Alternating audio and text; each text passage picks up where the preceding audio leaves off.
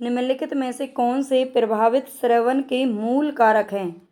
तो निम्नलिखित में से कौन से प्रभावित श्रवण का मतलब सुनना होता है, तो प्रभावित श्रवण के मूल कारक कौन से हैं? मता ग्रहण, एक टक और कड़ी दृष्टि से देखना और व्यवधान, आक्रामक प्रश्न करना, लगातार संकेत करना और बार बार संचलन करना।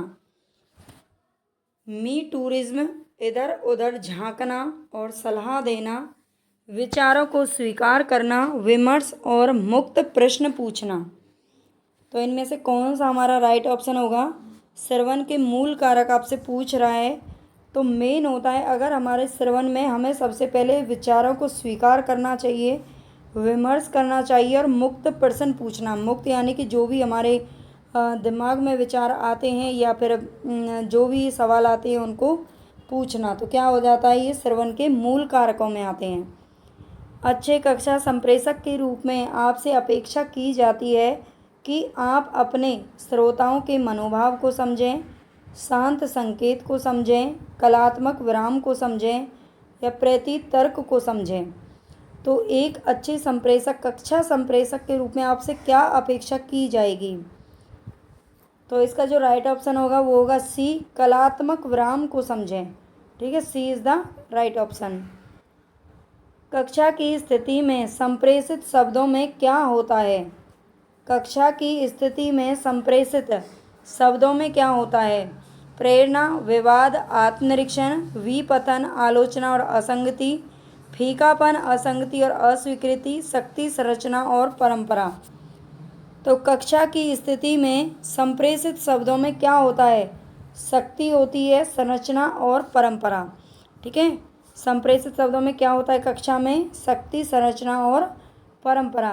कक्षा में अध्यापक किस पर तत्काल नियंत्रण रखता है?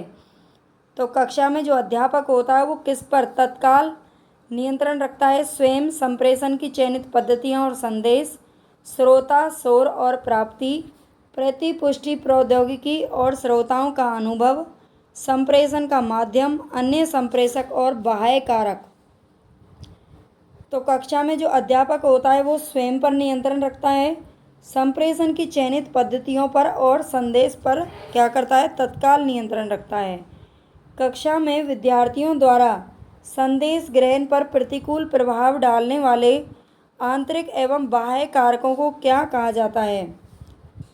तो कक्षा में विद्यार्थियों के द्वारा संदेश ग्रहण पर प्रतिकूल प्रभाव डालने वाले कारकों को क्या बोलते हैं?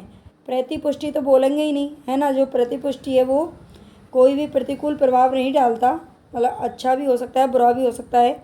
और विखंडन, प्रवहन या फिर शोर, तो इसमें क्या आएगा? शोर आएगा।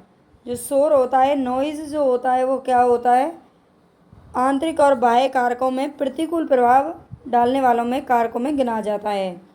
वीडियो कॉन्फ्रेंसिंग को निम्नलिखित प्रकार के संचार में वर्गीकृत किया जा सकता है। तो वीडियो कॉन्फ्रेंसिंग को किस प्रकार के संचार में वर्गीकृत किया जा सकता है? दृश्य एक तरफा यानी कि एक तरफ सिर्फ देखना, दृश्य श्रव्य एक तरफा केवल एक ही तरफ सुनना और देखना, दृश्य श्रव्य दो तरफा मतलब दोनों तरफ से। देखो वीडियो कॉन्फ्रेंसिंग का मतलब तो यही, कोई एक आदमी तो अकेला तो करेगा नहीं, वो दोनों तरफ से ही जो वीडियो कॉन्फ्रेंसिंग है वो दोनों तरफ चलेगी। ठीक है, तो इसमें दिखाई भी देता है और सुनाई भी देता है। वीडियो का मतलब यही है कि उसमें दिखाई दे, वीडियो उसी को बोलते हैं। ठीक है, जिसमें दिखाई भी दे और सुनाई भी दे, ये दो तरफा होता है, दिखाई भी देता है और सुनाई भी देता है। एक उत्तम संप्रेषक अपना प्रस्तुतिकरण निम्नलिखित में से किससे शुरू करता है? तो एक उत्तम जो संप्रेषक होता है वो किससे अपना प्रस्तुतिकरण शुरू करता है? गैर अनुमिति, पुनरावृत्ति, पदबंध, सुगम पूर्वाभ्यास या जटिल प्रश्नों से। तो बताइए एक उत्तम संप्रेषक किससे शुरू करता है अपना प्रस्तुतिकरण? तो ये जटिल प्रश्नों से करता है। किससे करता है? जटिल प्रश्नों से। रेडियो में एफएम स्टेशन का मुख्य उद्देश्य क्या है? सूचना, मनोरंजन तथा पर्यटन। जो एफएम स्टेशन बनाया गया है, ये रेडियो वगैरह जब हमने थ्योरी पढ़ी थी तो इनके बारे में पढ़ा था।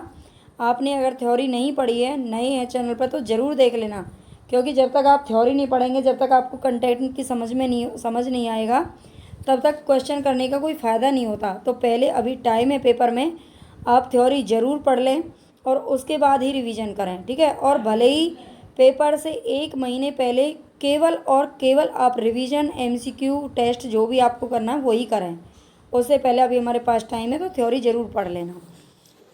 तो रेडियो में FM स्टेशन का मुख्य उद्देश्य क्या है? सूचना, मनोरंजन तथा पर्यटन। मनोरंजन, सूचना तथा अंतर संवाद, पर्यटन, अंतर संवाद तथा मनोरंजन, या केवल मनोरंजन। तो FM स्टेशन का जो मुख्य उद्देश्य है वो मनोरंजन करना भी है, सूचना देना भी है और अंतर संवाद भी करना है, ठीक है। तीनों ही चीज़ें होती हैं। भारत में मोबाइल फ़ोन की सेवा प्रथम बार देने वाली कंपनी कौन सी थी? मोबाइल फ़ोन की सबसे पहले सेवा किस कंपनी ने दी है भारत के अंदर, पूछ रहा है। तो ये कौन सी कंपनी है? SR, BPL, हचीसन या एयरटेल? ये BPL कंपनी है। कौन सी है? BPL, ठीक है। बिलो पॉवर्टी लाइन नहीं है ये, वो BPL होता है ना, BPL राशन कार्ड, वो चीज़ नहीं है, मतलब BPL कंपनी का नाम है। इंटरनेट पर संचार बातचीत है। इंटरनेट पर संचार बातचीत कौन से उसमें आता है संचार में? मौखिक संचार, गैर मौखिक संचार, समानांतर संचार या ग्रेप वाइन संचार? तो इंटरनेट पर जो संचार होता है वो किस में आता है? समानांतर संचार में आता है, ठीक है। पैरेलल जो संचार है उसमें आता है। संचार वृत्ताकार हो जाता है जब डिकोडर एनकोडर बन जाता है, प्रतिपुष्टि का अभाव होता है, स्रोत विश्वसनीय होता है, चैनल निर्बाध होता है। तो संचार वृत्ताकार, वृत्ताकार मतलब ऐसे कब बन जाता है? जब डिकोडर एनकोडर बन जाता है, ठीक है। डिकोडर एनकोडर बन जाता है तो संचार क्या हो जाता है? वृत्ताकार हो जाता है। संचार के साथ निम्नलिखित में से कौन सा कथन संबंधित नहीं है? संदेश माध्यम है, विश्व एक इलेक्ट्रॉनिक कोकून है, सूचना शक्ति है, टेलीपैथी प्रौद्योगिकी है। तो क्या है? संचार के साथ कौन सा कथन है जो कि संबंधित नहीं है? संदेश माध्यम है, बिल्कुल सही है। विश्व एक इलेक्ट्रॉनिक कोकून है, सूचना शक्ति है, लेकिन टेलीपैथी प्रौद्योगिकी नहीं है, ठीक है। ये संबंधित नहीं है, इसीलिए यही हमारा करेक्ट ऑप्शन होगा। निम्नलिखित में से संचार के अंतर्गत कौन सा संदेश ग्रहण करने में प्रमुख अवरोधक है? निम्नलिखित में से संचार के अंतर्गत कौन सा संदेश ग्रहण करने में प्रमुख अवरोधक है? श्रोताओं का दृष्टिकोण, श्रोताओं का दृष्टिकोण, श्रोताओं का ज्ञान, श्रोताओं की शिक्षा है, श्रोताओं की आय। तो संचार के अंतर्गत कौन सा संदेश ग्रहण करने में प्रमुख अवरोधक बताया गया है? श्रोताओं का दृष्टिकोण तो अवरोधक नहीं हो सकता, ज्ञान और शिक्षा भी नहीं। तो श्रोताओं की जो आय होती है, एक मिनट, ये अवरोधक की बात कर रहा है ना संचार, एक मिनट, ये वाला नहीं है, इसका आंसर यही है। श्रोताओं का जो दृष्टिकोण होता है वो प्रमुख अवरोधक होता है संदेश ग्रहण करने में। उपदेशात्मक संचार है। उपदेशात्मक संचार कौन सा है? अंतः वैयक्तिक संचार, जो कि दो लोगों के बीच होता है, सॉरी, जो खुद के मतलब खुद से संचार होता है। अंतः मैंने बताया था आपको आंतरिक, ठीक है, वही लिखने वाली थी लेकिन लिख गलत दिया। मतलब एक जो खुद करता है ना, स्वयं का जो संप्रेषण होता है, स्वयं जो अपने आप से जो बातचीत करता है उसको बोलते हैं अंतः वैयक्तिक संचार। अंतर वैयक्तिक जो संचार होता है वो दो लोगों के बीच में होता है, ठीक है। और संगठनात्मक यानी कि किसी संगठन के आधार पर, और संबंध सूचक, ठीक है। उपदेशात्मक संचार कौन सा होता है इसमें से? तो ये होता है अंतर वैयक्तिक संचार। कौन सा होता है? अंतर वैयक्तिक संचार, बी हमारा ऑप्शन है जो सही है। ग्रेप वाइन शब्द निम्नांकित में से किस रूप में भी जाना जाता है? हमने इनको अच्छे से पढ़ा था थ्योरी में, आपको याद होगा, अगर आपने याद कर लिए होंगे साथ के साथ याद करते चलिए जो भी कंटेंट पढ़ाया जा रहा है, ताकि आगे आपको दिक्कत का सामना ना करना पड़े, ठीक है। अगर आप एक ही बार में बिगनर हैं या फिर आप दोबारा भी तैयारी कर रहे हैं, कब जितनी बार आप कर रहे हो, लेकिन तैयारी करने का सही तरीका आप समझ लें कि जो चीज़ें आज आप पढ़ रहे हैं उनको साथ के साथ याद करने की कोशिश करें। मैं ये नहीं कहती कि आपको एक बार में याद हो जाएगा, भले ही याद नहीं हो, लेकिन उसको जितनी बार आप रिपीट करेंगे, आप अभी एक बार उसको याद करने की कोशिश कीजिए, भूल जाएंगे कोई बात नहीं, फिर आगे टाइम मिलेगा उसमें फिर आप रिवीजन कीजिए, या फिर हफ्ता में एक दिन निकालिए आप कि एक दिन आप सिर्फ और सिर्फ जो पढ़ाया है हफ्ते में उसको याद करें। इसलिए मैंने सोचा है कि मैं संडे को क्लास नहीं देती, दे भी नहीं पाती, बहुत काम हो जाता है ना। तो इसीलिए आप संडे को ज़्यादा से ज़्यादा चीज़ों को याद कीजिए।